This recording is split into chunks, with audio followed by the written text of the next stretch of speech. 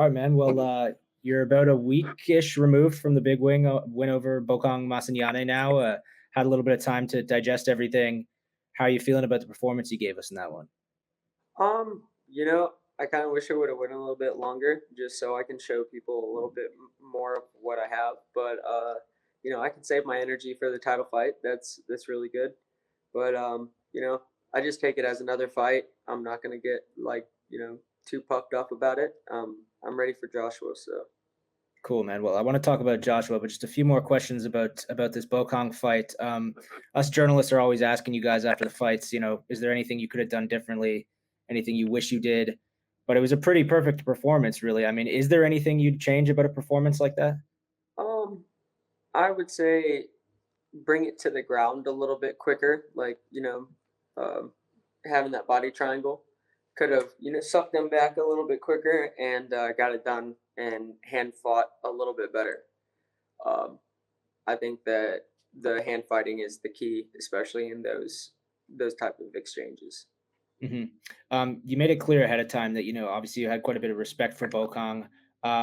It seems like though even after the fact you have a bit of a soft spot for him. Maybe you were talking about donating to his orphanage, which was very cool. I mean, what's the state of the relationship with this guy after the fight?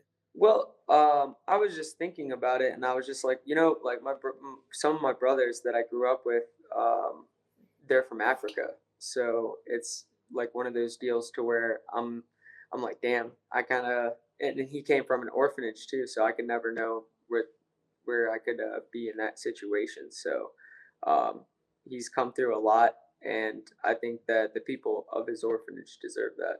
So. hmm That's really cool, man. And you mentioned in a little clip that made the rounds on social media when you were speaking to him backstage. You do kind of expect to see him again at some point.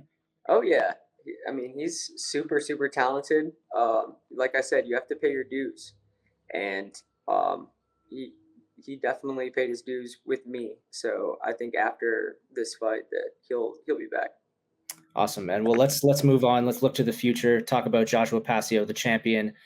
That was a number one contender fight. You won it. You're the number one contender now. One championship has said they want to do this fight.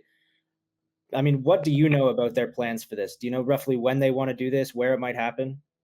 Um, you know, I can't really disclose too much, but it's going to be sooner and later, that's for sure. And it's I don't know where the location is, man. Just send me it at the end of the day. So I'm ready. I'm ready. Awesome, man. And you've kind of suggested in the past that Joshua Pacio perhaps doesn't love the idea of fighting you. Is that how you feel? Do you expect some reluctance from him when the contract comes through over there at Team Lakai? Hey, I think that he's been training this whole time for me. So I think he's known that I'm gonna be in the circle with him fighting for the championship. So I think that he's prepared, and I think that he probably called the fight. So I think that it's good that I could get a title hopefully by the end of the year. So. All right, well, let's talk about the fight. I assume your game plan is to grapple with him in this one, being that he is a wushu striker. I think that if I mean, like I said, my A game is my wrestling, and I still have other portions where I haven't showed stuff. So I think that if he can get past my wrestling, then we'll see what happens on the feet, right? Right, yeah, and that's my next question. How do you feel about striking with this guy? Of course, he's shown he has a lot of power, a lot of finishing instincts, excuse me, and of course that wushu style that can be a little bit difficult to prepare for. How do you feel about the prospect of a striking match with this guy? I mean, at the end of the day, I have to be just as prepared, and I think that my preparation is just as good as his. I mean, I have Justin Scoggins, which is a better portion than Joshua Pacio. So I'm definitely ready for whatever Pacio was to bring. And I study the game. I study the people that he trains with as well. And if he wants to put all of his training sessions on YouTube, I'll watch them all day. And does the win over Lito give you some confidence? You've beat a Team Lakai guy already. Does that kind of give you some confidence ahead of this one? It's just a difference of styles. I think that Lito's more explosive, while Joshua's more, calm.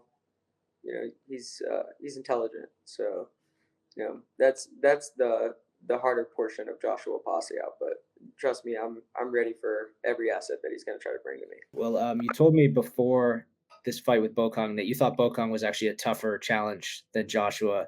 Having beat Bokang the way you did, do you still feel that way? You gotta go in the octagon every or the circle every time and just surprise yourself as well. So you got to go out there with the mentality that you're ready to finish and get it done as fast as possible. And I think that I could do that with Joshua as well. So there's a part of you that thinks maybe you could finish him even more quickly. I mean, it's just depending on where the fight takes me. Uh, I think that I'm going to put a lot of pressure on him right off of the get, and we'll see where it goes from there. Right. You mentioned in your post-fight interview with Mitch Chilson that you were, bringing this belt back to the United States. Um, I mean, when you picture that, not just winning the title, but jamming it in your luggage, bringing it home with you, taking it out of your bag when you get home. I mean, what is that going to feel like you to bring a one championship title back to the United States? I'm gonna take that as my carry on. I'm Right. I'm not gonna put it through any kind of luggage business. I My bag just got here from there, so it's like, oh man. But yeah, man, it's gonna be amazing. It's gonna be an amazing feeling. I was just thinking about it the other day, like me or Joshua with the belt on our shoulders, who would make it, look good, and it's me for sure. Speaking of the United States, I'm sure you saw the news. Big TV deal was just announced today. Prime Video, 5 years, 12 events a year. This is a huge deal, no matter how you swing it. I mean, what's your initial reaction to this? I think it's huge, especially for like United States viewership and the things that one's trying to accomplish. Then we're definitely climbing up the ladder with that deal. So we'll see where it takes us a couple of years from now as well. Yeah, man, it's a very cool deal. You guys are going to be, sharing space with the NFL and this new Lord of the Rings show. It's Yeah, it's we're very gonna be cool. we're definitely gonna be competition. Yeah, yeah, definitely, man. You're becoming a very big star for one championship, and you've done it in a very short time too.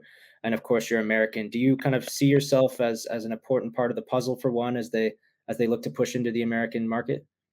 Um, the American market is different from the Asian market, right? So as far as people in my weight class, the American market still has to really get the respect for our weight class. So I think that at the end of the day, um, I think I could definitely sell a fight no matter what. But in the United States, trust me, I'll have the whole Midwest in there. They're talking about doing an event on U.S. soil sometime in the first quarter of the new year. Probably goes without saying, but you want to be a part of that? Yeah, definitely. I think that that's a big fight for me as well. Like the next fight after. So Hmm. it's gonna be a huge fight. All right. Well, let's talk about potential matchups for that U.S. debut. Assuming you win the title from Joshua, you're the strawweight champion. There's been a lot of talk about a fight between you and Demetrius Johnson. Could we potentially see that happen on U.S. soil, whether it's for the strawweight title or up at flyweight? Hey, I wouldn't be opposed, that's for sure. Demetrius is a hell of a guy, and he's the goat for sure. But I think that the tools would definitely unleash against somebody like Demetrius. Yeah, and you met him in Singapore. Was that your first time meeting him? Yeah, it was so cool. Demetrius was definitely like a laid back, chill, father figure kind of. So yeah, he's cool as hell. Starstruck at all meeting him? Yeah, I didn't know what to say. That's how I felt when I met him too. Yeah, I was like, I Like, don't know what to say, bro. speaking of DJ and the flyweight division, last time I spoke to you, you mentioned that you're interested in moving up to flyweight. You talked about Yuya Wakamatsu as a good option for that. Assuming you win the title against Joshua, how soon after that are you looking to move up a weight class? I think that I'm gonna defend my belt a couple of times, but I'm always ready for those super fights. Adriano is definitely first on my list if we're gonna do it. We got bad blood already. Don't want it to sizzle out, right? I think that yeah, that would be a good fight. I think I've missed the source of this bad blood with him. What's going on there? Adriano just still hates me because in an interview I said that I ragdolled him in practice. Right. So he's just been on like let's go my opponent pretty much like on every post. So I'm like, all right. And was this alleged ragdolling when you were helping John Lineker back in the day? Uh Yeah, it was like right when I got to American Top Team. So Okay. I was at Dragon House with Scoggins, Urbinez. Yeah, just chilling over there. Cool, man. Well, some big things on the horizon for you, potentially in multiple weight classes. What do you hope to accomplish by the time this year's over? Man, I think that I could defend my title. Yeah, Yeah. I think definitely I could defend my title. How many times? Once, twice? I don't know how many times does one want me back. Well, I mean, now they've got all these, cards to do on Prime Video now. Maybe you could headline one of those. That would be amazing. That would definitely be a game changer for me and a life changer. Definitely, man. That would be very cool. All right, let me wrap it up with this. A lot of exciting things on the horizon, as I said, but it all does start with this fight with Joshua. How do you see that one going?